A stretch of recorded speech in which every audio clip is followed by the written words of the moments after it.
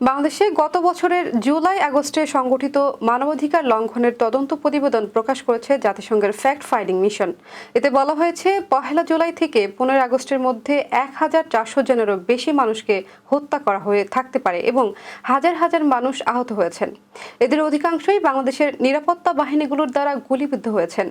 নিহতদের মধ্যে ১২ থেকে ১৩% শিশু ছিল বলে উল্লেখ করা হয়েছে প্রতিবেদনে।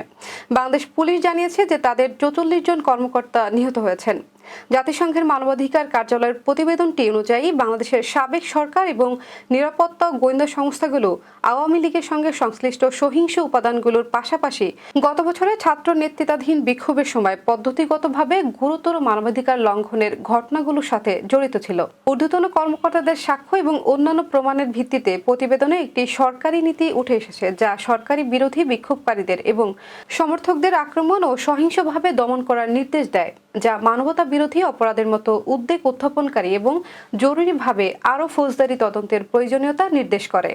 দক্ষিণ এশিয়ার বিভিন্ন দেশে মানবাধিকার লঙ্ঘন তদন্তে জাতিসংঘ ফ্যাক্ট ফাইন্ডিং মিশন গঠনের নজির থাকলেও বাংলাদেশের ক্ষেত্রে এটিই প্রথম।